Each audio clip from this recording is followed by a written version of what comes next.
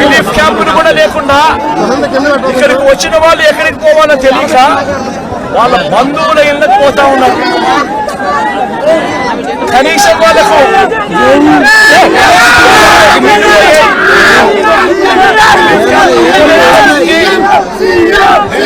పెట్టని పరిస్థితి. కనీసం ఎవరికైనా సహాయం చేశారా, డబ్బులు ఇచ్చారా అంటే ఒక్కరికి కూడా ఒక దమ్మిడి పైసా కూడా ఇవ్వలేదు. కనీసం దమ్మిడి రూపాయి కూడా డబ్బు ఇవ్వలేదు. నిజంగా ఇంత దారుణంగా ఉన్న పరిస్థితులు బహుశా ఎప్పుడూ కూడా చూసే ఉంటాం. ఆశ్చర్యం కలిగించే విషయం ఏమిటి తెలుసా, ఈ ఫ్లక్స్ ఏదైతే చెప్తా ఉన్నాను, ఈ రోజు ఈ ఫ్లక్స్ ఏదైతే కనిపిస్తా ఉన్నాయో ఇవి స్వయంగా మ్యాన్ మేడ్ ఫ్లక్స్. ఇది మ్యాన్ మేడ్ ఫ్లక్స్ అంటే దాని అర్థం ఏమిటి అంటే ప్రభుత్వం స్పందించాల్సిన రీతిలో స్పందించకపోవడంతో ఈ రకంగా అన్యాయమైన పరిస్థితి నెలకొని ఉంది. ఆలోచన చేయమని అడుగుతా ఉన్నా. ఇంతకు ముందు కూడా వరదలు వచ్చాయి, ఇంతకు ముందు కూడా ఫ్లడ్స్ వచ్చాయి. ఇప్పుడు పడిన వర్షం కన్నా ఇంకా ఎక్కువ వర్షాలు కూడా పడ్డాయి. కానీ ఏ రోజు కూడా మనుషులు చనిపోయిన పరిస్థితి ఏ రోజు రాలా. ఇంతటి దారుణమైన పరిస్థితులు ఏ రోజు లేవు. ఆలోచన చేయమని అడుగుతా ఉన్నా.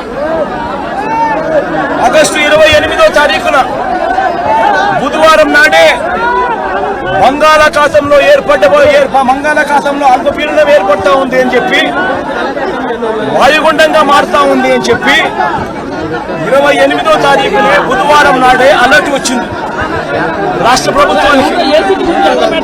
28వ తారీఖునే అలర్ట్ వస్తే ఆ అలర్ట్ లో గురువారం నుంచి వర్షాలు మొదలవుతాయి, చిన్నగా పడతాయి. శుక్రవారం సాయంత్రానికల్లా అది ఎక్స్ట్రీమ్ రెయిన్ ఫాల్ కింద మారుతుంది, శనివారం అంతా కూడా ఉంటుంది ఆ రెయిన్ ఫాల్ అని చెప్పి చెప్పడం జరిగింది. అంటే 20 సెంటీమీటర్ల పైచిలకు వర్షం పడుతుంది అని అంటే దాని అర్థం అది ఎక్స్ట్రీమ్ రెయిన్ ఫాల్ అని. మరి ఆ ఎక్స్ట్రీమ్ రెయిన్ ఫాల్ ఎక్కడ వస్తా ఉంది, ఏ మండలాలలో వస్తుంది అనే ఇన్ఫర్మేషన్ కూడా ఐఎండి ద్వారా మనకు ఇన్ఫర్మేషన్ కూడా మనకుంది. ఆ ఇన్ఫర్మేషన్ మనకు ఉన్నా కూడా 28వ తారీఖునే బుధవారం నాడే మనకి అలర్ట్ వచ్చిన తర్వాత కూడా మనం ఏం చేశాము అన్నది ఒక ముఖ్యమంత్రిగా రాష్ట్ర ప్రభుత్వంగా ఆలోచన చేయాలి. 28వ తారీఖున అలర్ట్ వచ్చిన వెంటనే ఆ అలర్ట్ లో ఎక్స్ట్రీమ్ రెయిన్ ఫాల్ పడుతుంది.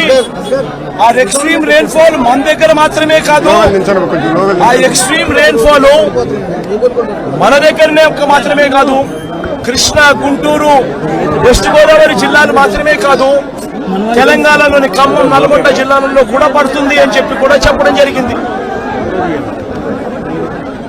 ఈ 11,30,000 క్యూసెక్కులకు సంబంధించి మొదట ఇది రావడం ఇదేం కొత్తేమీ కాదు. ఇటువంటిదే 1903లో 11,90,000 క్యూసెక్కులు వచ్చింది. 2009లో కూడా 11,10,000 క్యూసెక్కులు వచ్చింది.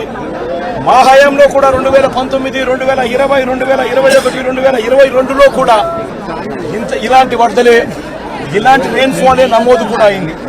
కానీ ఇలాంటి రెయిన్ ఫాల్ నమోదైనా కూడా మా హయాంలో ఎప్పుడు కూడా ఈ మాదిరిగా 11 లక్షల క్యూసెక్కులకు చేరడము, దానివల్ల ప్రజలందరూ అచలాకుతలమైన పరిస్థితులు రావడం ఎప్పుడూ జరగలేదు.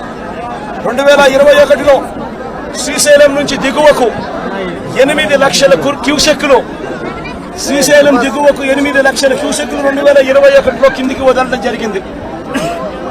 దిగువ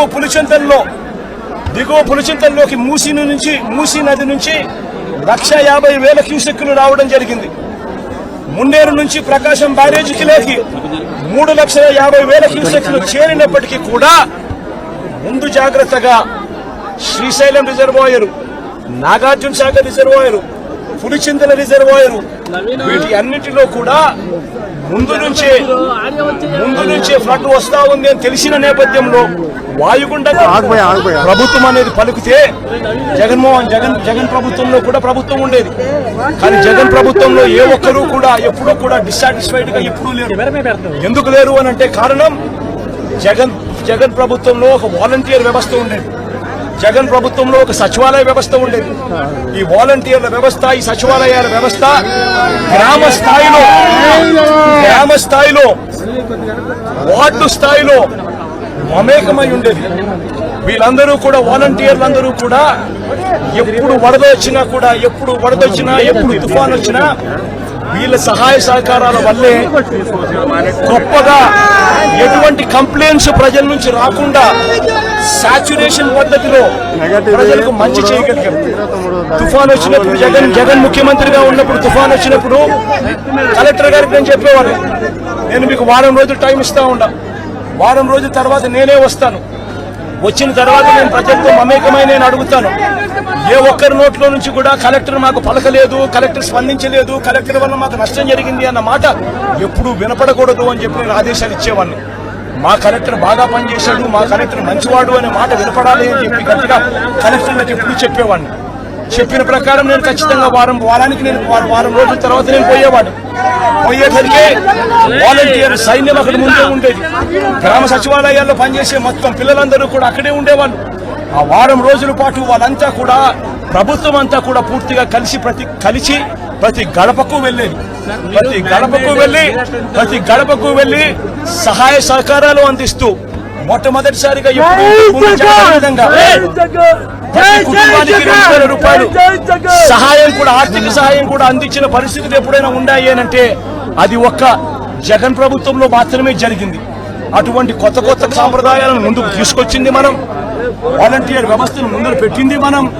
సచివాలయ వ్యవస్థ, వాలంటీర్ వ్యవస్థతో పూర్తిగా ప్రతి గడపకు కూడా సహాయ సహకారాలు అందించగలిగాము. రిలీఫ్ క్యాంపులు తుఫాను వచ్చే నాటికే రిలీఫ్ క్యాంపులు ఏర్పాటయ్యేటివి. ముందుగానే లోతట్టు ప్రాంతంలో ఉన్న మనుషులందరినీ కూడా ముందుగానే రిలీఫ్ క్యాంపులకు ట్రాన్స్ఫర్ చేసేవాళ్ళము. రిలీఫ్ క్యాంపుల్లో అందరినీ కూడా బాగా చూసుకోవడమే కాకుండా రిలీఫ్ క్యాంపుల్లో బయటికి వెళ్లేటప్పుడు డబ్బులు కూడా 2,000 రూపాయలు డబ్బులు కూడా సహాయం కూడా ఇచ్చి పంపించిన కార్యక్రమం కూడా అప్పట్లో జరిగేది.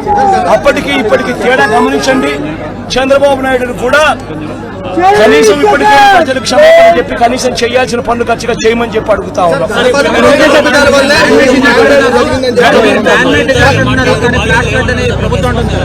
ప్రతి బాధితుడు కూడా మీరంతా ఉన్నారు, నాతో పాటు మీరంతా కూడా నడుస్తా ఉన్నారు.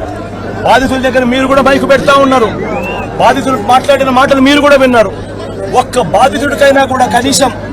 బాధితుడికైనా కానీ ఇక్కడ నుంచి మేము వస్తా ఉన్నాం, ఇక్కడ నుంచి మేము ఎక్కడికి వెళ్ళాలి అని అంటే, ఎక్కడి నుంచి ఎక్కడికి వెళ్తా ఉన్నారనంటే తెలియదు సార్, తెలియదన్నా, ఇక్కడ నుంచి పోవాలి, మా బంధువులు ఇళ్ళకి పోవాలనే మాట చెప్తా ఉన్నారు. కానీ కనీసం ఒక్క బాధితుడన్నా కానీ రిలీఫ్ క్యాంపులకు మేము పోతా ఉన్నాము, రిలీఫ్ క్యాంప్ అక్కడ ఉంది, రిలీఫ్ క్యాంప్ అక్కడ పెట్టారన్న మాట కనీసం ఒక్కడన్నా చెప్పాడా అని అడుగుతా ఉన్నాం. కనీసం ఒక్క బాధితుడన్నా కానీ చెప్పాడని అడుగుతా ఉన్నాం. మీరే విన్నారు, మీరే చూశారు. ఆ బాధితుడు నేను అడిగా, ఈ 2 రోజుల నుంచి కనీసం మీకు ఏమైనా సహాయం అందిందా అని చెప్పి, కనీసం ఇంటికి వచ్చి ఎవడైనా డబ్బు ఇచ్చాడా అని చెప్పి అడిగా. ఇంటికి వచ్చి మంచి నీళ్ళు ఇచ్చే కార్యక్రమం జరగలేదు సార్, డబ్బులు కదా దేవుడు ఎరుగు అని చెప్పి మాటలు మీరంతా కూడా విన్నారు.